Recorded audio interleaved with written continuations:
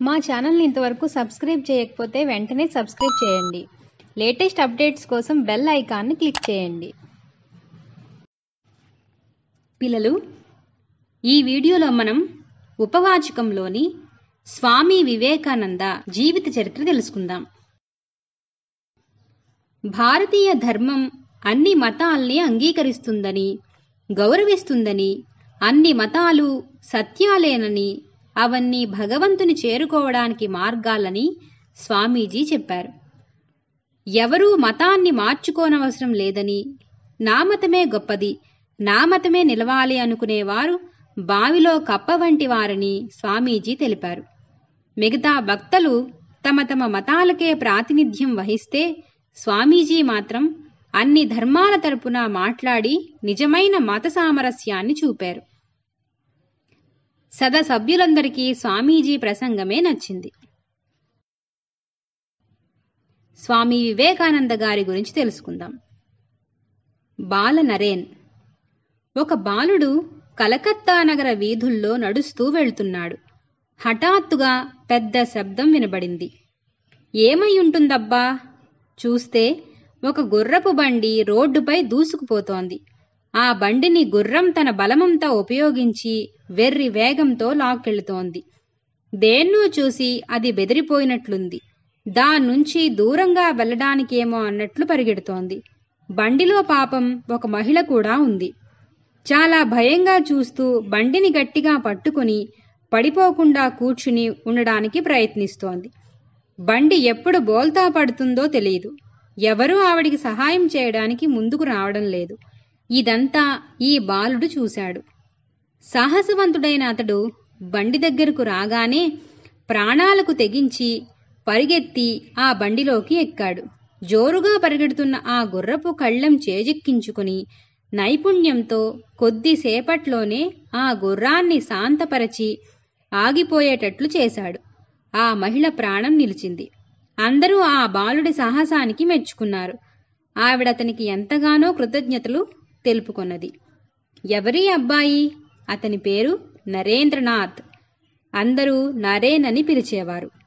అతడే తరువాతి కాలంలో విశ్వవిఖ్యాతి నొంది సింహ సదృశమైన మనోబలానికి ప్రతిరూపమై భారతదేశ యువజనులందరికీ ఆదర్శమై నిలిచిన వివేకానంద స్వామి.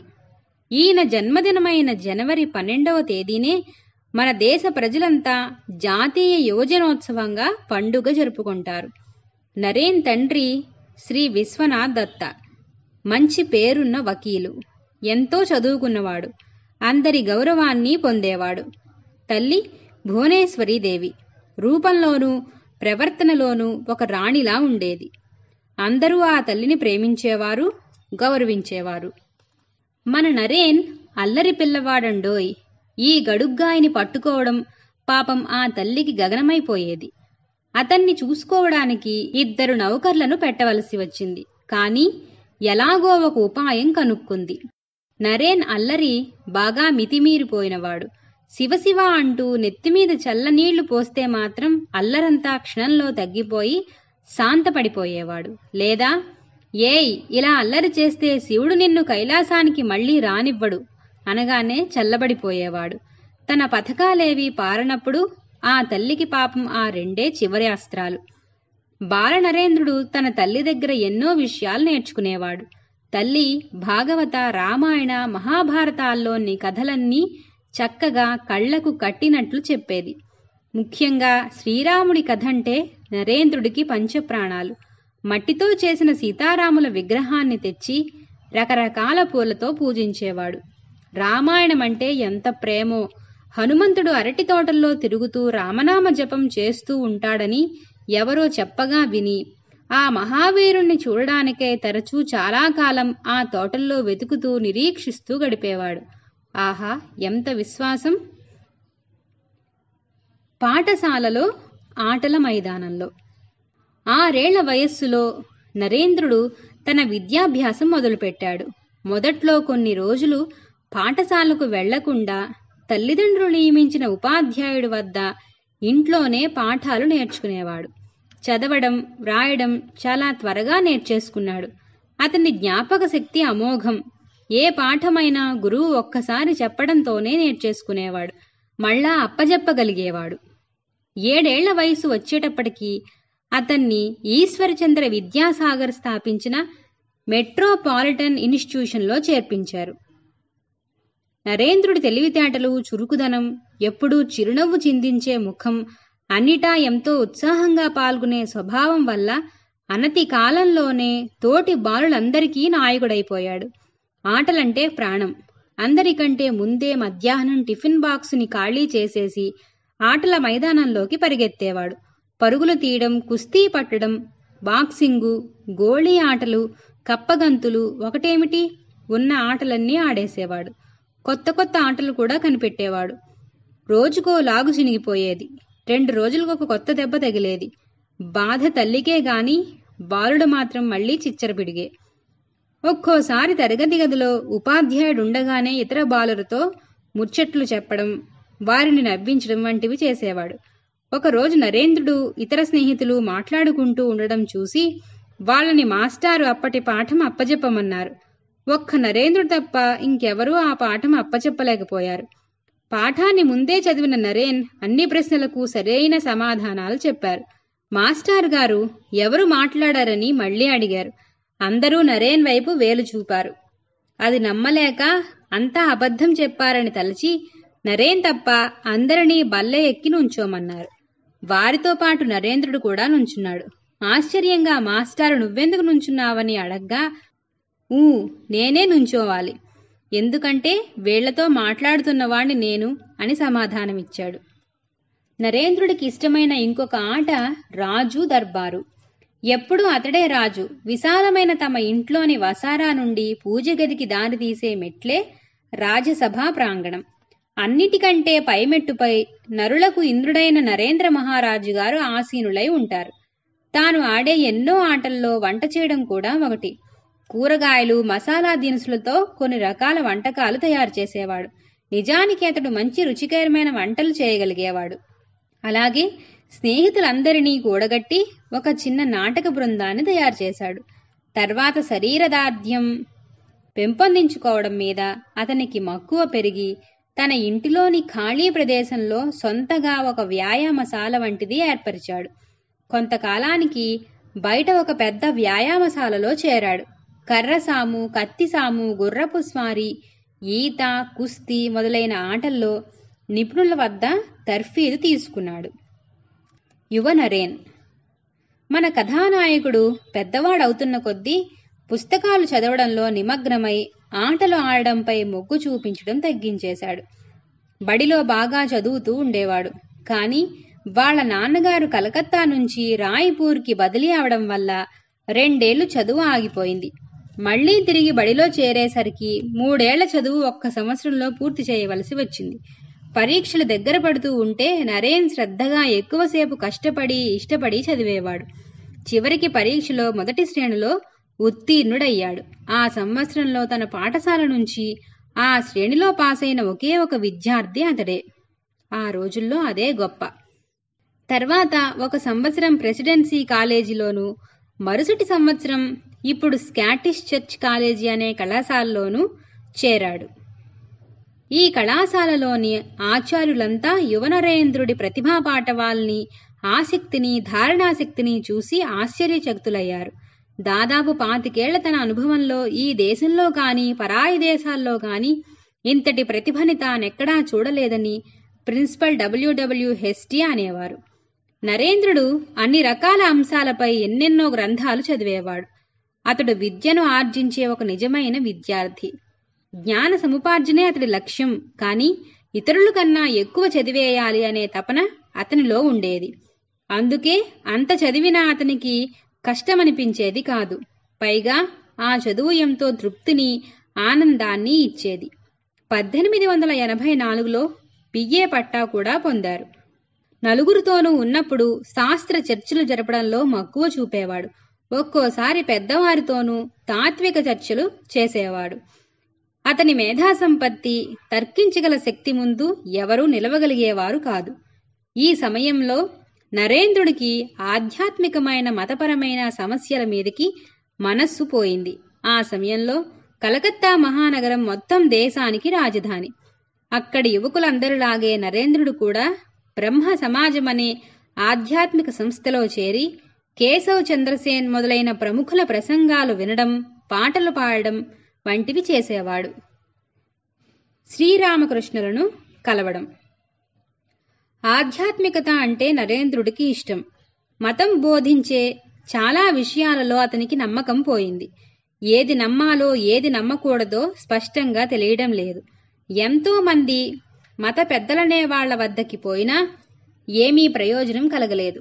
చివరికి 2-3 శ్రేయోభిలాషులు చెప్పగా పరమహంస అని అందరూ కీర్తించే శ్రీరామకృష్ణుల వద్దకు వెళదామని నిశ్చయించుకున్నాడు. శ్రీరామకృష్ణుల సొంత గ్రామం కామార్పుకూరు. ఆయన ఆ సమయంలో కలకత్తా నగరానికి ఉత్తరంగా ఉన్న దక్షిణేశ్వర కాళికాలయంలో నివసిస్తూ ఉండేవారు. ఆయన జీవితమంతా జప, ధ్యాన, భక్తి, యోగ సాధనాలమయం. ఎంతో మంది వారి వద్దకు వచ్చేవారు. ఆయన వారికి శాంతిని ప్రసాదించేవారు. శ్రీరామకృష్ణులను కలిస్తే తనకు సమాధానం దొరుకుతుందేమోననే ఆశతో నరేంద్రుడు 2-3 స్నేహితులతో కలిసి ఆయన వద్దకు వెళ్ళాడు.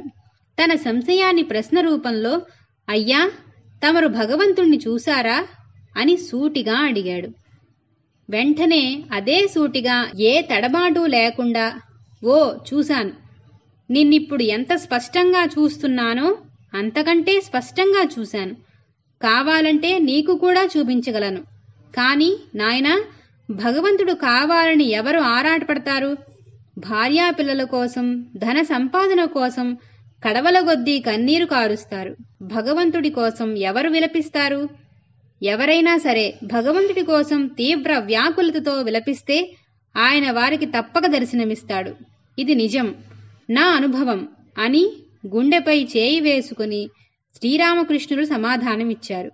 నరేంద్రుడికి కొంతసేపు నోట మాట రాలేదు. నేను భగవంతుణ్ణి చూశాను అని ధైర్యంగా చెప్పగలిగిన ధీరుణ్ణి మొదటిసారి చూశాడతను. 1 నెల రోజుల తర్వాత ఒంటరిగా మళ్లీ దక్షిణేశ్వరానికి వచ్చాడు నరేన్. పరమానందంతో శ్రీరామకృష్ణులు అతన్ని తమ పక్కన కూర్చోబెట్టుకుని అతన్ని స్పృశించారు. అంతే, శ్రీరామకృష్ణులు గొప్ప ఆధ్యాత్మిక శక్తి సంపన్నులని నరేంద్రుడికి ఆ స్పర్శ తెలిపింది. గురుశిష్యులు. నరేంద్రుడు శ్రీరామకృష్ణుల దగ్గరికి తరచూ వెళ్లడం ప్రారంభించారు. శ్రీరామకృష్ణులు మహాశక్తి సంపన్నులే కాదు, ఆయన జీవితం పవిత్రతకి ప్రతిరూపమని గ్రహించాడు. ఆయన ఏమి ఆలోచించేవారో అదే చెప్పేవారని, ఏం చెప్పేవారో అదే చేసేవారని పరీక్షించి తెలుసుకున్నాడు. వీటన్నిటికీ మించి తనను తన తల్లిదండ్రుల కంటే కూడా ఎక్కువగా ప్రేమించే వ్యక్తి శ్రీరామకృష్ణులని తెలుసుకుని ఆయన ప్రేమానురాగ శిక్షణలను మహాప్రసాదంగా స్వీకరించాడు. అలా సమయం నడుస్తోంది. 1884వ సంవత్సరం మొదట్లో నరేంద్రుని తండ్రి మరణించాడు. కాశీపూర్లో తండ్రి మరణంతో నరేంద్రుడి జీవితం తెగిన గాలిపటమైంది. మనశ్శాంతి ఎక్కడైనా దొరుకుతుందంటే అది శ్రీరామకృష్ణుల వారి పాద పద్మాల చెంత మాత్రమే. 1885లో శ్రీరామకృష్ణుల వారి గొంతులో ఒక వ్రణం కనిపించింది.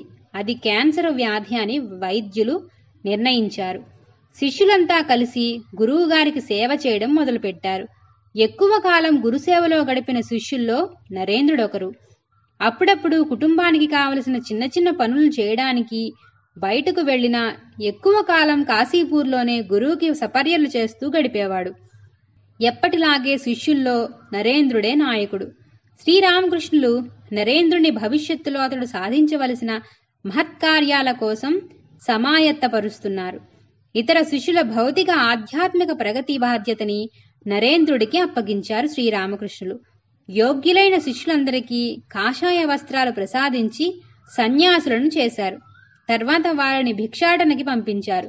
అలా అందరూ తెచ్చి సమర్పించిన ఆహారాన్ని ఆనందంగా భుజించి అటువంటి ఆహారం అతి పవిత్రమైనదని చెప్పారు.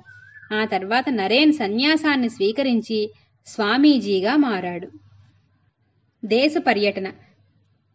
స్వామీజీ అంటే నరేంద్రుడు బారానగర్ మఠంలో 2 ఏళ్లు నివసించారు. హిందూ సన్యాసుల సంప్రదాయం ప్రకారం ఇతర సోదర సన్యాసులు కొంతమంది మఠాన్ని వదిలి దేశంలోని తీర్థయాత్రలకని ఒక్కొక్కరుగా బయలుదేరారు. స్వామీజీ ఇక ఉండలేక 1888లో కాశీకి ప్రయాణమయ్యారు. కాశీలో ఒక సంఘటన జరిగింది. ఒకరోజు దుర్గా అమ్మవారి ఆలయానికి వెళ్లి వస్తుంటే దారిలో ఒక కోతుల గుంపు కనిపించింది.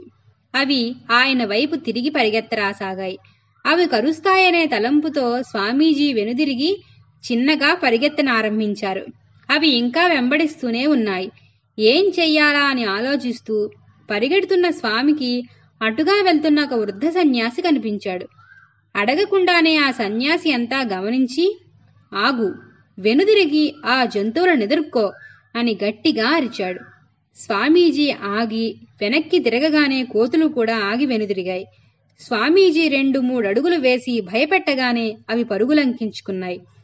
తరువాతి కాలంలో స్వామీజీ అమెరికాలో ప్రసంగిస్తూ ఇది తన జీవితంలో తాను నేర్చుకున్న ఒక గొప్ప పాఠమని, ఆ కోతుల్లాగా కష్టాలు మనల్ని వెన్నాడుతాయని, ఎప్పుడైతే ఆగి మనం వెనుదిరిగి వాటిని ఎదుర్కొంటామో అప్పుడు అవే పారిపోతాయని బోధించారు. 1890లో మళ్లీ యాత్రలకు బయలుదేరి ఎన్నో ఏళ్లదాకా వెనక్కి రాలేదు. ఒక సోదర సన్యాసితో కాశీలోనూ హిమాలయ ప్రాంతాలలోనూ తిరిగారు. ఈ పర్యటనలో స్వామీజీకి ఎన్నో అనుభవాలు ఎదురైనాయి. కొన్ని మంచివి, కొన్ని చెడ్డవి. చాలాసార్లు ఆయనకి ఎన్నో రోజులు తినడానికి ఏమీ ఉండేది కాదు. చాలా రాత్రులు ఆయనకి ఆకలి బడలికలే స్నేహితులుగా ఉండేవి. అప్పుడు ఒక అద్భుతం జరిగింది. మిఠాయి కొట్టు యజమాని అయిన ఒక వ్యక్తి వెతుక్కుంటూ వచ్చి స్వామీజీ పాదాలపై వాలి వెంట తెచ్చిన భోజనం పొట్లాన్ని చూపిస్తూ స్వీకరించమని ప్రాధేయపడ్డాడు. స్వామీజీ, ఎవరు నాయనా నీవు? నేను నిన్నెరుగనే, పొరబడుతున్నట్లున్నావు. నీవు వెతుకుతున్న వ్యక్తిని నేను కాను అని అంటూ ఉంటే ఆ వ్యక్తి స్వామీజీ ముందు చిన్న పీట వేసి భోజనం ఒక ఆకు మీదికి మారుస్తూ, లేదు స్వామి, నేను కలలో చూసింది మిమ్మల్నే. శ్రీరామచంద్రమూర్తి స్వయంగా నా కలలో కనిపించి మిమ్మల్ని చూపించి, నా బిడ్డ ఆకలితో ఉంటే నువ్వు హాయిగా తిని నిద్రిస్తున్నావా? లేచి అతనికి భోజనం పెట్టు, వెళ్ళమని ఆజ్ఞాపించాడండి. ఆహా, ఏమి నా భాగ్యం! మీ వల్లనే నాకు రామదర్శనం కలిగింది. తండ్రి బిడ్డలు ఇరువురిది ఏమి గాంభీర్యం, ఏమి సౌందర్యం! ఒక్కసారి చూస్తే చాలు, ఎవరూ మరిచిపోలేరు. నేను పొరబడడం లేదు స్వామి. దయచేసి వేడి చల్లారక ముందే ఆరగించండి. చల్లని నీళ్లు కూడా తెచ్చాను అన్నాడు. స్వామీజీ కనుల వెంబడి జలజలా నీరు కారింది. ఏ అభయహస్తమైతే తన జీవితమంతా ఆయన్ను కాపాడుతూ వస్తోందో అదే అభయహస్తమిది. ఎదురుగా నోరు వెళ్లబెట్టి ఇదంతా చూస్తున్న వడ్డీ వ్యాపారికి సన్యాస జీవితం అంటే భగవంతుడి ఒడిలో నివసించడమని అర్థమైంది. అశ్రునయనాలతో లేచివచ్చి స్వామికి సాగిలబడి నమస్కరించాడు. ఇలాంటి ఘటనలు స్వామీజీ జీవితంలో ఎన్నో జరిగాయి. స్వామీజీ ఎన్నోసార్లు తన కోసం తాను కొన్ని నియమాలు పెట్టుకునేవారు. ఎవరైనా పిలిచి ఆపితే తప్ప ఆగకుండా యాత్ర సాగిస్తూనే ఉండాలని, ఎవరైతే పిలిచి భిక్ష ఇస్తే తప్ప ఆహారం తీసుకోకూడదని, ఇలాంటి కఠిన నియమాలెన్నో పాటించేవారు. స్వామీజీ వద్ద ఒక చిన్న Bhagavad Gita, the imitation of Christ అనే గ్రంథాలు తప్ప ఇంకేమీ ఉండేవి కావు.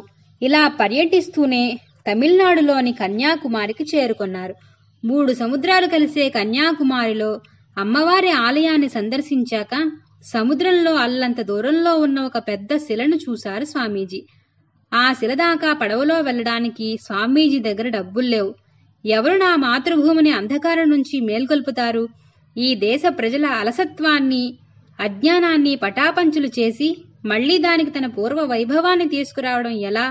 ఇన్ని ప్రశ్నలు, ఇంత ఆవేదన మనస్సులో ఉవ్వెత్తున లేచి చేసే అల్లకల్లోలం ముందు ఎదుట ఉన్న 3 సముద్రాల అల్లజోరు లెక్కలోకి రానిదై స్వామీజీ ఆ సాగరాన్ని ఈది శిలను చేరుకున్నారు. అమెరికా దేశంలో సకల మతాల మహాసభ ఒకటి జరగబోతున్నదని అంతకుముందు ఎక్కడో విన్నారు స్వామీజీ. ఆ సభలో పాల్గొని భారతదేశపు ధర్మాన్ని ప్రపంచానికి సరైన విధంగా తెలియజేయడానికి నిశ్చయించుకున్నారు. స్వామీజీ మద్రాసుకు వెళ్లారు. అక్కడ కొంతమంది యువకులు ఆయన ప్రణాళిక విని సహాయం చేయడానికి ముందుకు వచ్చారు. ఖేత్రి మహారాజు ఈ సమయంలో స్వామివారిని ఆహ్వానించి వారి ఆలోచన విని కెనడాకి వెళ్లే ఒక ఓడలో ప్రథమ శ్రేణి టిక్కెట్టు కొని ఇచ్చారు.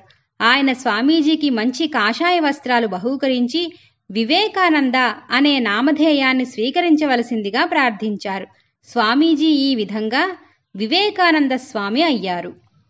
వివేకానంద స్వామి బొంబాయి నుండి 1893 మే 31వ తారీఖున అమెరికాకి బయలుదేరారు.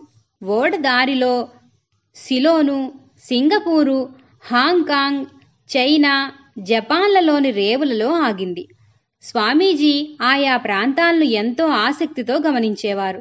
కొన్నాళ్లకి ఓడ కెనడా దేశంలోని వాంకోవర్లో ఆగింది. స్వామీజీ అక్కడ నుండి షికాగోకి రైలులో వెళ్లారు. రైల్లో సాన్ బోర్న్ అనే ఒక మహిళ స్వామీజీతో మాట్లాడింది. స్వామీజీ ప్రతిభా పాండిత్యాలని, పవిత్రతని గమనించి, స్వామి, మీరెప్పుడైనా బోస్టన్ నగరానికి వస్తే దయచేసి మా ఇంటికి అతిథిగా వచ్చి మమ్మ ఆనందింపజేయండి అని తన చిరునామా ఇచ్చింది.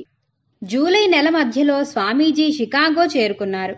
అదొక చిత్రమైన కొత్త ప్రపంచం.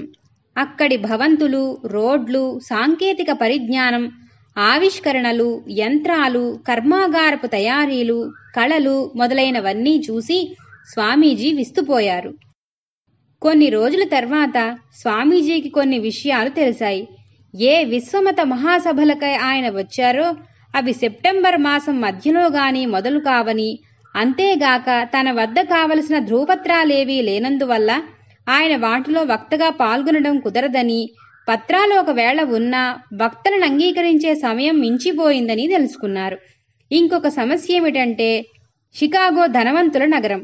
అక్కడి ధరలకు తన దగ్గర ఉన్న కొద్దిపాటి డబ్బుకు పొంతనే లేదని, కొన్నాళ్లలో డబ్బులన్నీ ఖర్చయిపోయి పస్తులుండవలసిందేనని అర్థమైంది. బోస్టన్ వంటి చోటైతే తక్కువ ఖర్చుతో జీవించవచ్చని ఎవరో చెప్పగా సాన్ బోర్న్ ఆహ్వానం కూడా గుర్తుకు వచ్చి ఆ పట్టణానికి ప్రయాణమయ్యారు. ఆవిడ ఇంట్లో ఉండగానే హార్వర్డ్ విశ్వవిద్యాలయ ప్రొఫెసర్ అయిన జేహెచ్ రైట్ అనే వ్యక్తితో పరిచయమైంది స్వామీజీకి. శాస్త్రీయమైన, తాత్వికమైన విషయాలెన్నో చర్చించుకున్నారు వారు.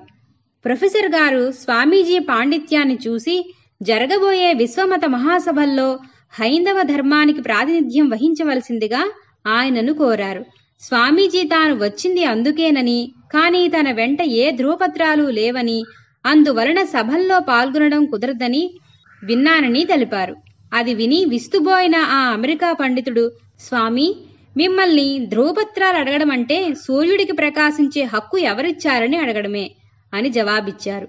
అంతేగాక షికాగో విశ్వమత మహాసభల అధ్యక్షుడికి ఒక ధృవపత్రం వ్రాస్తూ, ప్రొఫెసర్ గారు, ఈ వ్యక్తి మేధస్సు, పాండిత్యం మన దేశంలోని గొప్ప గొప్ప పండితులందరి పాండిత్యాన్ని కలిపితే వచ్చే పాండిత్యం కన్నా గొప్పది అని పరిచయం చేశారు.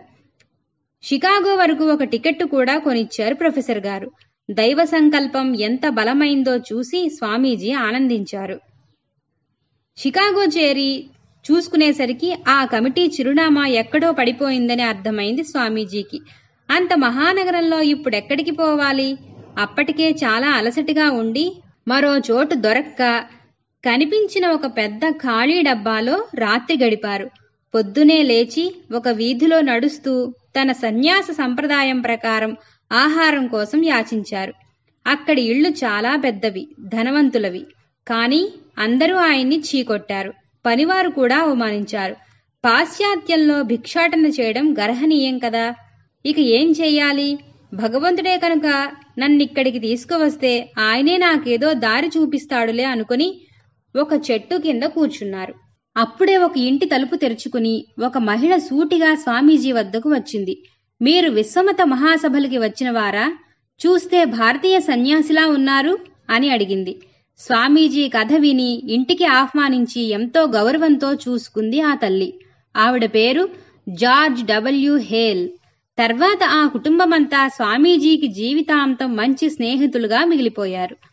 1893వ సంవత్సరం సెప్టెంబర్ 11వ తేదీ సోమవారం నాడు విశ్వమత మహాసభలు మొదలైనాయి. కొలంబస్ హాల్ అనే ఒక పెద్ద భవనంలో అవి జరిగాయి. వివేకానంద స్వామి ఇతర వక్తలతో పాటు వేదికపై ముందు వరుసలో కూర్చున్నారు. రోమన్ క్యాథలిక్ చర్చికి చెందిన కార్డినల్ గిబన్స్ మధ్యలో కూర్చున్నారు. రెండు పక్కల దాదాపు అన్ని దేశాల అన్ని మతాల ప్రతినిధులంతా కూర్చున్నారు. భారతదేశం నుంచి ఇంకొంతమంది కూడా ఉన్నారు. బ్రహ్మ సమాజానికి మజుందార్, నాగార్కర్ అనేవారు ప్రతినిధులు. సిలోను బౌద్ధ ధర్మానికి ధర్మపాల, థియోసఫీకి శ్రీమద్ బిసెంట్ చక్రవర్తి ప్రతినిధులు. శ్రోతలు దాదాపు 4000 మంది. స్వామీజీకి అంతమంది ముందు మాట్లాడాలంటే కొంత బెరుకు కలిగింది. అందరూ పుటల కొద్దీ వ్రాసుకుని చదివేస్తున్నారు. మరి స్వామీజీ మాత్రం అటువంటి ఏ సన్నాహాలు లేకనే వచ్చేశారు. సభాధ్యక్షుడు 2-3 సార్లు మాట్లాడమంటే ఇప్పుడు కాదు తర్వాత అని తోసిపుచ్చారు. సాయంత్రం ఇక అడగకుండానే స్వామివారి పేరుని పిలిచేసరికి లేచారు. సరస్వతీదేవిని తలుచుకొని శ్రావ్యమైన ఆయన కంఠంతోనూ అంతకంటే మధురము పరమ పవిత్రము అయిన ఆయన హృదయాంతరాళాలలో నుంచి వచ్చిన విశ్వమానవ సౌభ్రాత్ర భావనతోనూ నా అమెరికా దేశ సోదర సోదరీమణులారా అని మొదలుపెట్టాడు. దాంతో ఆ జన సముద్రమంతా ఒక్కసారిగా లేచి నుంచుని కమ్మని ఆ పిలుపుకి ఇంద్రియ గ్రహణం కాకపోయినా తమ ముందు మూర్తి భవించిన ఆ పవిత్రతకు ఏ నాగరికత పరిపూర్ణతకైనా చిహ్నమైన ఆ సన్యాస స్ఫూర్తికి తమకు తెలియకనే పులకించిపోయి కరతాళ ధ్వనుల వర్షం కురిపించారు. ఉపన్యాసపు ఆరంభంలోనే అందిన ఆ అపూర్వ అభినందన 3 నిమిషాల పాటు సాగింది. మధ్యలో స్వామివారు మళ్లీ మాట్లాడడానికి చేసిన 2-3 ప్రయత్నాలు విఫలమే అయ్యాయి. అందరూ కూర్చున్నాక స్వామీజీ కొనసాగించారు. భారతీయ ధర్మం అన్ని మతాల్ని అంగీకరిస్తుందని, గౌరవిస్తుందని, అన్ని మతాలు సత్యాలేనని, మతాలన్నీ భగవంతుని చేరుకోవడానికి మార్గాలని స్వామీజీ చెప్పారు. ఎవరూ మతాన్ని మార్చుకోనవసరం లేదని, నా మతమే గొప్పది, నా మతమే నిలవాలి అనుకునేవారు బావిలో కప్ప వంటి వారని స్వామీజీ తెలిపారు. మిగతా వక్తలు తమ తమ మతాలకే ప్రాతినిధ్యం వహిస్తే స్వామీజీ మాత్రం అన్ని ధర్మాల తరపున మాట్లాడి నిజమైన మత సామరస్యాన్ని చూపారు. సభ్యులందరికీ స్వామీజీ ప్రసంగమే నచ్చింది. రాత్రికి రాత్రి స్వామీజీ ఖ్యాతి దేశమంతటా వ్యాపించింది. పత్రికలన్నీ స్వామీజీని వేనోళ్ల పొగిడాయి. భారతదేశపు వార్తాపత్రికలు కూడా ఈ వార్త విని బాగా ప్రచురించాయి. ప్రజలంతా వివేకానందుణ్ణి చూసి చాలా గర్వించారు. బారానగర్ మఠంలోని సన్యాసులంతా తమ నరేంద్రుడే ఈ వివేకానంద స్వామి అని తెలుసుకుని అమితానందం పొందారు.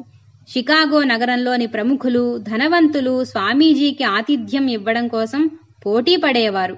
వారి ఇంట్లో పరిచారకులు ఆయనకు వడ్డించడం కోసం నేనంటే నేనని కొట్లాడుకునేవారు. రాత్రి పడుకోవడానికి స్వామీజీకి ఇచ్చిన గది ఇంద్రభవనంలా ఉంది. హంసతూలికా తల్పం ఎదురుచూస్తున్నది. ఇవన్నీ చూసిన స్వామీజీ గుండెను ఎవరో రంపంతో కోసినట్లయింది. అయ్యో, నా భారతదేశ ప్రజల్లో అధిక భాగం తినడానికి తిండి లేక, కట్టుకోవడానికి బట్టలేక అలమటిస్తూ ఉంటే ఇక్కడ వీళ్లు డబ్బుల్ని నీళ్లలా ఖర్చు పెడుతున్నారే, వీరికి ఉన్న సదుపాయాల్లో కొన్నైనా నా వారికి లేవే, అటువంటప్పుడు నాకెందుకీ హంసతూలికా తల్పాలు, ఎవరికి కావాలి ఈ ధనం, కీర్తి, ప్రతిష్ట?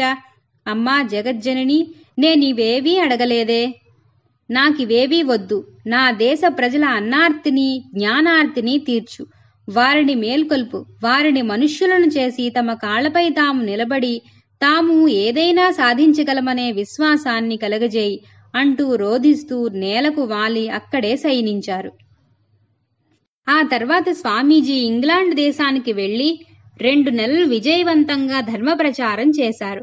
మళ్లీ న్యూయార్క్ వచ్చారు. మళ్లీ అక్కడ చేసిన ప్రసంగాలు కర్మయోగం, రాజయోగం, భక్తియోగం అనే పేర్లతో పుస్తక రూపంలోకి వచ్చాయి. అవన్నీ వెంటనే చాలా పేరు తెచ్చుకుని అధిక సంఖ్యలో అమ్ముడుపోయాయి. అమెరికా, భారతదేశాల మధ్య ప్రాక్పశ్చిమ సంబంధాలు పెరిగి భారతదేశం పశ్చిమ దేశాలకు ధర్మము, ఆధ్యాత్మికతను బోధించాలని, వాళ్లు భారతీయులకు సైన్సు, సాంకేతిక సంస్థలుగా కలిసి ఒకటిగా పనిచేయడం వంటివి నేర్పించాలనేది ఆయన కల. తర్వాత స్వామీజీ జర్మనీ వెళ్లారు. అక్కడ జర్మన్ సంస్కృత పండితుడైన ప్రొఫెసర్ డుసెన్ని కలిశారు. వారిద్దరూ ఎన్నో విషయాలపై చర్చించుకున్నారు. ఎన్నో చోట్లకి కలిసి వెళ్లారు. మళ్లీ లండన్ వచ్చి ఉపన్యాసాలివ్వడంలో మునిగిపోయారు స్వామీజీ. భారతదేశం స్వామీజీకి బ్రహ్మరథం పట్టడం. ఇక స్వామీజీ భారతదేశానికి తిరిగి రావాలని నిశ్చయించుకున్నారు. నెపల్స్ అనే ఊరి నుండి స్వామీజీ తన శిష్యులు గుడ్విన్, సెవియర్ దంపతులతో భారతదేశానికి తిరిగి ప్రయాణమయ్యారు. వచ్చే ముందు ఒక ఆంగ్లేయ మిత్రుడు స్వామీజీని ఇలా అడిగాడు: స్వామి, 4 ఏళ్లు ఎన్నో భోగాలతో నిండిన పాశ్చాత్యంలో గడిపి పేదరికంతో ఉన్న భారతదేశానికి వెళ్తున్నారు, ఏమనిపిస్తోంది? స్వామీజీ ఇలా సమాధానమిచ్చారు: నేనిక్కడికి రాకముందు నా దేశాన్ని ప్రేమించేవాడిని. ఇప్పుడు నా దేశపు గాలి, నీరు, ధూళి కూడా నాకు పవిత్రము, పూజనీయము అయ్యాయి. నా మాతృదేశం ఇప్పుడొక మహాతీర్థస్థానం. స్వామీజీ తిరిగి రావడం భారతదేశపు జవసత్వాలు తిరిగి రావడమే అయింది. అప్పటికే వివేకానంద స్వామి అంటే తెలియని వారు భారతదేశంలో ఎవరూ లేరు. 1897 జనవరి 15వ తారీఖున ఓడ అప్పటి బ్రిటిష్ ఇండియాలోని కొలంబో చేరింది. మళ్లీ తన పవిత్ర భారత భూమిపై కాలు పెట్టగలుగుతున్నారని స్వామీజీ మనస్సు ఆనందంతో పొంగిపోయింది. స్వామీజీకి స్వాగతం పలకడానికి భారతదేశ ప్రజలు చేసిన స్వాగత సన్నాహాల గురించి వారికి తెలియదు. ఆయన్ని స్వాగతించడానికి అన్ని నగరాల్లోనూ స్వాగత కమిటీలు ఏర్పడ్డాయి. వార్తాపత్రికలు ఎన్నో సంపాదకీయాలు రాశాయి. తర్వాత స్వామీజీ స్టీమరులో భారతదేశపు ప్రధాన భూమికి వచ్చి పంబన్ అనే గ్రామంలో దిగబోయారు. రామనాడుకు రాజైన భాస్కర సేతుపతి స్వామీజీకి ఎదురు వెళ్లి ఆయన ముందు మోకాళ్లపై కూర్చుని మొదట తన తలపై కాలు మోపి తర్వాత భారత భూమిపై దిగమని శిరస్సు వంచి ప్రార్థించాడు. స్వామీజీ అందుకు సున్నితంగా నిరాకరించారు. స్వామీజీకి సపరివారంగా సాష్టాంగ నమస్కారం చేసి స్వయంగా తన రథంలో కూర్చుండబెట్టాడు. కలకత్తా, ఉత్తర భారతం. 1897 మే నుండి 1898 జనవరి వరకు స్వామీజీ ఉత్తర భారతదేశంలోని ఎన్నో నగరాలకు వెళ్లారు. ప్రతి చోట స్వామీజీకి ప్రజలు ప్రేమాభిమానాలతో పూర్ణ కుంభంతో స్వాగతమిచ్చారు. దక్షిణంలోని కొలంబో నుంచి ఉత్తరంలోని అల్మోరా వరకు స్వామీజీ అంతటా భారతీయులకు తమ శక్తి సామర్థ్యాలను, పూర్వ వైభవాన్ని గుర్తుచేశారు. వారు ఎంత పుణ్యభూమిలో పుట్టారో, భారతదేశ సంస్కృతి నాగరికతలు ఎంత ప్రాచీనమైనవో, ఘనమైనవో, 1000 ఏళ్లు కాల పరీక్షను తట్టుకుని ఎలా జీవించి ఉన్నాయో వివరించి చెప్పారు. పాశ్చాత్యులని, వారి అనాధ్యాత్మికతను అనుకరిస్తే అధోగతి తప్పదని, భారతదేశం, దాని సంస్కృతి నామరూపాలు లేకుండా పోతాయని, ప్రపంచానికంతటికీ ఆధ్యాత్మిక జ్ఞాన భిక్ష పెట్టవలసిన భరతావనే నశిస్తే ప్రపంచంలోనే ధర్మం, భగవత్తత్వం నశిస్తుందని హెచ్చరించారు. సందేశం. స్వామి వివేకానందులు తన సందేశాల్లో మతం విశాల దృక్పథాన్ని, విద్యావశ్యకతను, స్త్రీలను గౌరవించడాన్ని, దరిద్ర నారాయణుల సేవను, యువత కర్తవ్యాన్ని భారతీయాత్మతో జోడించి వివరించేవారు. నా భారతం అమర భారతం అన్న పవిత్ర భావన ఆయన దేశభక్తికి అద్దం పడుతుంది. ఆయన సందేశాల్లోని కొన్ని మాటల్ని మననం చేసుకుందాం. ఏ భూమిలో సౌకుమార్యం, ఉదారత, పవిత్రత అత్యున్నత స్థాయికి చేరుతాయో, ఏ ప్రాంతంలో ఆత్మ విచారం, తాత్విక ప్రవృత్తి అధిక పాళ్లలో ప్రవర్తిల్లుతాయో అదే పుణ్యభూమి. ఆ అర్హత కలిగింది మన భారతదేశం మాత్రమే. భారత జాతి అనేక శతాబ్దాల పాటు శక్తిమంతంగా వర్ధిల్లిన జాతి. అయినా తన దేశం నుండి బయటకు వెళ్లి ఇతర రాజ్యాలపై ఏనాడు అది దండయాత్ర చేయలేదు. సంపద, అధికారం ఈ జాతికి ఎన్నడూ ఆదర్శాలు కాలేదు. భారతీయుడెవరైనా సరే జాతి, మత తారతమ్యం లేకుండా, పేద గొప్ప వివాదం లేకుండా, కుల వివక్షను దరిచేరనీయకుండా అందరూ నా సహోదరులేనని ఎలుగెత్తి చాటాలి. అంతేకాదు, భారతీయ సమాజం నా బాల్య డోలిక, నా యౌవన ఉద్యానవనం, వార్ధక్యంలో పాపహారిణి అయిన వారణాసి, ఆ సమాజమే నాకు స్వర్గతుల్యం.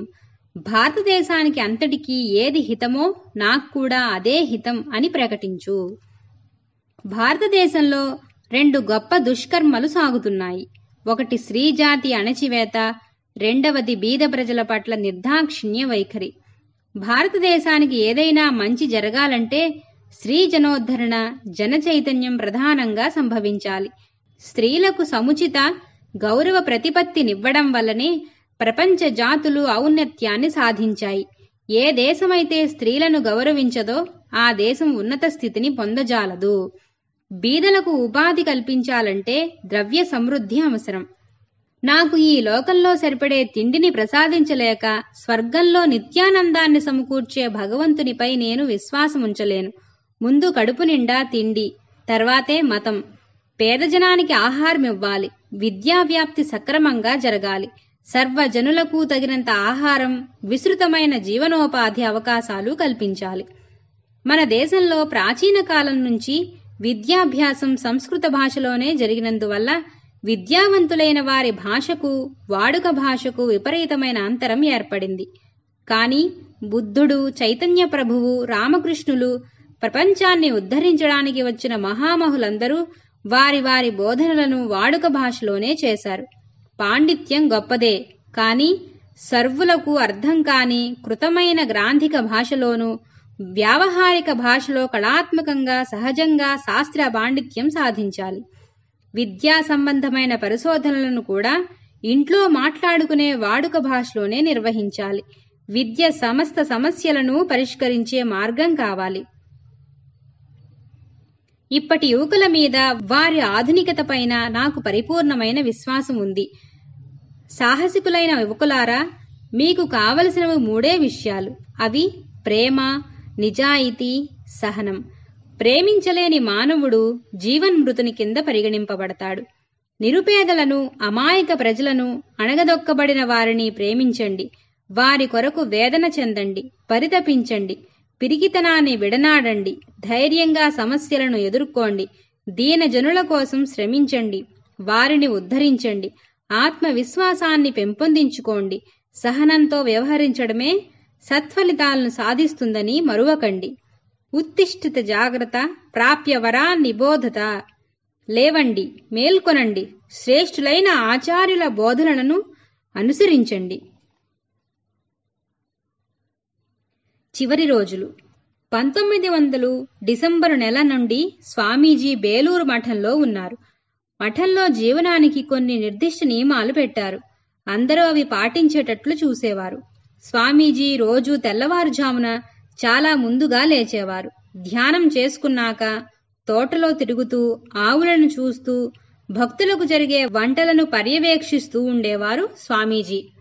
ఆయన చాలా జంతువులను పెంచేవారు. బాఘ అనే కుక్క ఉండేది. హంసి అనే ఆడమేక ఉండేది.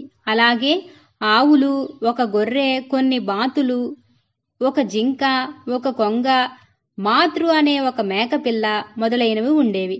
స్వామీజీ వీటన్నిటినీ ప్రేమించేవారు. ఆ జంతువులు కూడా స్వామీజీని బాగా ప్రేమించేవి. మాతృ అయితే స్వామీజీ ఎక్కడికి వెళితే అక్కడికి వెళ్ళేది. శరీరాన్ని త్యజించడం. వివేకానంద స్వామి వారి ఆరోగ్యం పూర్తిగా దెబ్బతింది. వివేకానంద స్వామి జీవితంలో చివరి నెలలు బేలూరు మఠంలో గడిపారు. తన తుది శ్వాస వరకు ప్రజలని చైతన్యవంతుల్ని చేసి తమ కాళ్ల మీద తాము నిల్చోగలిగేటట్లు చేయడం కోసం శ్రమించారాయన. ప్రజలందరినీ స్వామీజీ అమితంగా ప్రేమించేవారు. స్వామీజీ ఎక్కువ కాలం జీవించదలుచుకోలేదు. ఎన్నోసార్లు తన శిష్యులకి, స్నేహితులకి తాను త్వరలో ఈ ప్రపంచాన్ని వదిలివేయబోతున్నట్లు పరోక్షంగా చెప్పారు. కానీ ఎవరూ ఇంత త్వరగా ఆ ముహూర్తం వస్తుందని అనుకోలేదు. నేను 40 చూడను అని జోసెఫిన్ మక్లౌడ్ అనే స్నేహితురాలతో స్వామీజీ స్పష్టంగా చెప్పారు. తన అంతిమ దినానికి వారం రోజుల ముందు ఒక శిష్యుణ్ణి పిలిపించుకుని పంచాంగం చదవమన్నారు. అది 1902 జూలై 4వ రోజు. ఆ రోజు స్వామి పొద్దున శ్రీరామకృష్ణుల మందిరానికి వెళ్లి తన అలవాటుకి భిన్నంగా అన్ని కిటికీలు, తలుపులు మూసుకుని 3 గంటల సేపు గాఢ ధ్యానంలో గడిపారు. తర్వాత దినచర్యకు భిన్నంగా సన్యాసులందరితో కలిసి భోజనం చేశారు. సంధ్యా సమయం. శ్రీరామకృష్ణులకి ఆ రాత్రిక సేవ జరిగేందుకు ముందు శంఖం పూరించడం జరిగింది. స్వామీజీ తన గదికి వెళ్లి గంగకు అభిముఖంగా కూర్చుని ధ్యానముద్ర ధరించారు. 1 గంట తర్వాత ఆయన మంచంపై పడుకున్నారు. 2 సార్లు దీర్ఘంగా ఊపిరి పీల్చారు. పరీక్షిస్తే స్వామి దేహంలో ఊపిరి లేదని గ్రహించారు వైద్యులు. స్వామీజీ ఇక శాశ్వతంగా ఆ శరీరాన్ని వదిలివేశారు. స్వామీజీ తన జీవితాంతం ఎంతో శ్రమపడి, కష్టపడి పనిచేశారు. ఆయన భౌతిక జీవితం ముగిసింది. కానీ ఆయన పని కొనసాగుతూనే ఉంది. లేవండి, మేల్కొనండి, గమ్యం చేరే వరకు విశ్రమించకండి అని తన దేశ ప్రజలకి పిలుపునిచ్చారు. వారంతా ఆ పిలుపు విన్నారు. భరతమాత మేల్కాంచింది. ఆయన భావజ్వాలతో మొదలైన నవభారత నిర్మాణం దేశానికి స్వాతంత్ర్యం రావడంతోనే కాక ఇప్పటికీ కొనసాగుతూనే ఉంది. పిల్లలు, మనం ఇప్పుడు ప్రశ్నలకు సమాధానాలు తెలుసుకుందాం. కింది ప్రశ్నలకు 15 వాక్యాలకు మించని సమాధానాలు రాయండి. అందులో మొదటి ప్రశ్న, నరేంద్రుని బాల్యం, విద్యాభ్యాసం గురించి రాయండి. సమాధానం: నరేంద్రుడు 6వ ఏట విద్యాభ్యాసం మొదలుపెట్టాడు. మొదట్లో ఇంట్లోనే తల్లిదండ్రులు నియమించిన గురువు వద్ద చదువుకున్నాడు. గురువు ఒకసారి చెప్పగానే నేర్చుకుని అప్పచెప్పగలిగేవాడు. 7వ ఏట ఈశ్వరచంద్ర విద్యాసాగర్ స్థాపించిన మెట్రోపాలిటన్ ఇన్స్టిట్యూషన్లో చేరాడు. నరేన్ తెలివితో, చురుకుతో తోటి బాలురందరికీ నాయకుడయ్యాడు. నరేన్కు ఆటలంటే ప్రాణం. నరేన్కు ఇష్టమైన ఆట రాజు దర్బారు. ఇంటిలోనే సొంతంగా ఒక వ్యాయామశాల ఏర్పాటు చేశాడు. తర్వాత వ్యాయామశాలలో చేరి కర్రసాము, కత్తిసాము, గుర్రపు స్వారీ నేర్చాడు. నరేన్కు క్రమంగా పుస్తకాలు చదవడంపై ఆసక్తి పెరిగింది. తండ్రిగారు బదిలీ కావడంతో రాయ్పూర్ వెళ్ళి తిరిగి కలకత్తా వచ్చి 3 ఏళ్ల చదువు 1 సంవత్సరంలోనే పూర్తి చేశాడు. ఆ పరీక్ష మొదటి శ్రేణిలో ఉత్తీర్ణుడయ్యాడు. ఆ పాఠశాలలో ఆ శ్రేణిలో పాసైన ఏకైక విద్యార్థి నరేన్ ఒక్కడే. తరువాత ప్రెసిడెన్సీ కాలేజీలోనూ, మరుసటి సంవత్సరం నేడు స్కాటిష్ చర్చ్ అని పిలువబడే కళాశాలలోనూ చేరాడు. ప్రిన్సిపాలు, గురువులు నరేన్ ప్రతిభా పాఠవాలకు ఆశ్చర్యపోయేవారు. నరేంద్రుడు ఎన్నో గ్రంథాలు చదివాడు. 1884లో BA పాస్ అయ్యాడు. తర్వాత ప్రశ్న, వివేకానందుని అమెరికా పర్యటన విశేషాలు తెలపండి. స్వామీజీ అయిన నరేంద్రుడు అమెరికాలో జరగబోయే సకల మతముల మహాసభకు వెళ్ళి భారతదేశ ధర్మాన్ని ప్రపంచానికి తెలియపరుద్దామనుకున్నాడు. మద్రాసులో యువకులు అందుకు సహాయం చేశారు. ఖేత్రి మహారాజు నరేంద్రునికి కెనడా వెళ్లే ఓడలో టిక్కెట్ కొని ఇచ్చాడు. నరేంద్రుని వివేకానంద అనే నామాన్ని స్వీకరింపమన్నాడు. వివేకానందుడు 1893 మే 31న అమెరికాకు బయలుదేరాడు. ఓడ కెనడా దేశంలోని వాంకోవర్లో ఆగింది. అక్కడ నుండి రైల్లో షికాగో నగరానికి వివేకానంద వెళ్ళాడు. రైల్లో సాన్ బోర్న్ అనే మహిళతో పరిచయం అయ్యింది. ఆమె వివేకానందుడు బోస్టన్ నగరానికి వచ్చినప్పుడు తన ఇంటికి రమ్మంది. షికాగో ధనవంతుల నగరం. విశ్వమత మహాసభలకు ఇంకా 2 నెలల వ్యవధి ఉంది. అదీగాక ఆ సభలో మాట్లాడేందుకు వివేకానందుని వద్ద ధృవపత్రాలు లేవు. దానితో వివేకానందుడు బోస్టన్లో సాన్ బోర్న్ ఇంటికి వెళ్ళాడు. అక్కడ హార్వర్డ్ ప్రొఫెసర్ J.H. రైట్తో పరిచయమైంది. రైట్ వివేకానందుని విశ్వమత మహాసభలో హైందవ ధర్మం గురించి మాట్లాడమన్నాడు. తన వద్ద ధృవపత్రాలు లేవని వివేకానందుడు చెప్పాడు. ఆ ప్రొఫెసర్ విశ్వమత మహాసభల అధ్యక్షుడికి వివేకానందుని గూర్చి అమెరికాలోని పండితులందరికంటే వివేకానందుడు గొప్పవాడని రాశాడు. వివేకానందుని ఆ ప్రొఫెసర్ చికాగోకు పంపాడు. కానీ రైట్ ఇచ్చిన కాగితం కనబడలేదు. వివేకానందుడు చికాగోలో భిక్షాటన చేశాడు. చెట్టు కింద పడుకున్నాడు. George W. హేల్ అనే ఆమె వివేకానందుని చూసి విశ్వమత మహాసభలకు వచ్చిన భారతీయ సన్యాసి అని గౌరవించింది. ఆమె సాయం వల్లనే వివేకానందుడు విశ్వమత మహాసభలో మాట్లాడాడు. సభలో వివేకానందుడు, నా అమెరికా దేశ సోదర సోదరీమణులారా అంటూ తన ఉపన్యాసం ప్రారంభించాడు. ఆ కమ్మని పిలుపుకు సభ్యులు ఆనందించి 3 నిమిషాల పాటు లేచి చప్పట్లు కొట్టారు. వివేకానంద ఆ సభలో అన్ని ధర్మాల తరపున మాట్లాడి సర్వమత సామరస్యాన్ని చూపాడు. వివేకానందుని ఖ్యాతి దేశ దేశాలకు పాకింది. తర్వాత ప్రశ్న: వివేకానందుడు జాతికిచ్చిన సందేశమేమి? సమాధానం: వివేకానందుని సందేశం: మన భారతదేశం పుణ్యభూమి. సంపద, అధికారం మన భారత జాతికి ఎప్పుడూ ఆదర్శాలు కాలేదు. భారతీయుడు ఎవరైనా సరే జాతి మత తారతమ్యం లేకుండా, పేద గొప్ప వివాదం లేకుండా, కుల వివక్షతను దగ్గరకు రానీయకుండా అందరూ నా సహోదరులే అని చాటాలి. భారతదేశానికి అంతటికీ ఏది హితమో అదే తనకు కూడా హితము అని ప్రకటించాలి. భారతదేశానికి మంచి జరగాలంటే స్త్రీ జనోద్ధరణ, జన చైతన్యం ప్రధానంగా సంభవించాలి. పేద జనానికి ఆహారం ఇవ్వాలి. విద్యా వ్యాప్తి సక్రమంగా జరగాలి. సర్వజనులకు తగినంత ఆహారం, జీవనోపాధి అవకాశాలు కల్పించాలి. వ్యావహారిక భాషలోనే కళాత్మకంగా, సహజంగా శాస్త్ర పాండిత్యం సాధించాలి. పరిశోధనలను కూడా వాడుక భాషలోనే నిర్వహించాలి. విద్య సమస్త సమస్యలను పరిష్కరించే మార్గం కావాలి. వివేకానంద యువకులకు ఇలా సందేశం ఇచ్చారు: మీకు ప్రేమ, నిజాయితీ, సహనం కావాలి. నిరుపేదలను, అమాయక ప్రజలను, అణగద్రొక్కబడిన వారిని ప్రేమించండి. వారి కొరకు పరితపించండి. పిరికితనాన్ని విడచి ధైర్యంగా సమస్యలను ఎదుర్కోండి. దీనజనులను ఉద్ధరించండి. ఆత్మవిశ్వాసాన్ని పెంచుకోండి. ఓర్పుతో వ్యవహరిస్తే మంచి ఫలితాలు వస్తాయని మరువకండి. లేవండి, మేల్కొనండి. శ్రేష్ఠులైన ఆచార్యుల బోధనలు అనుసరించండి.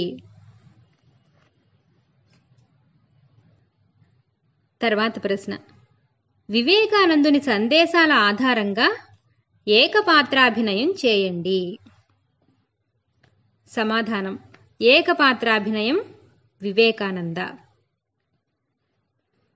నా భారతీయ సహోదరులారా, మన భారతదేశం ఒక్కటే అసలైన పుణ్యభూమి.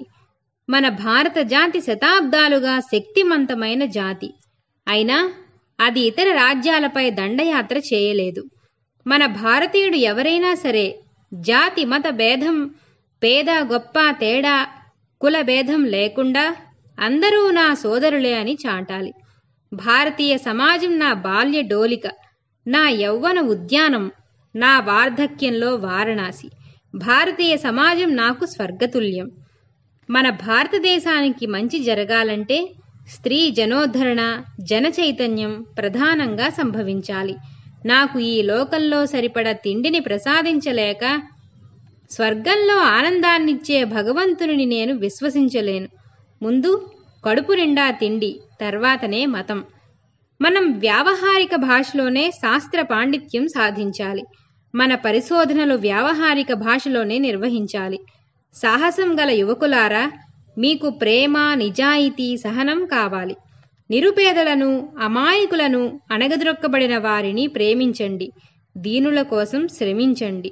ఉత్తిష్టత, జాగ్రత్త, ప్రాప్య వరాన్ నిబోధత. లేవండి, మేల్కొనండి. శ్రేష్ఠులైన ఆచార్యుల బోధనలను అనుసరించండి.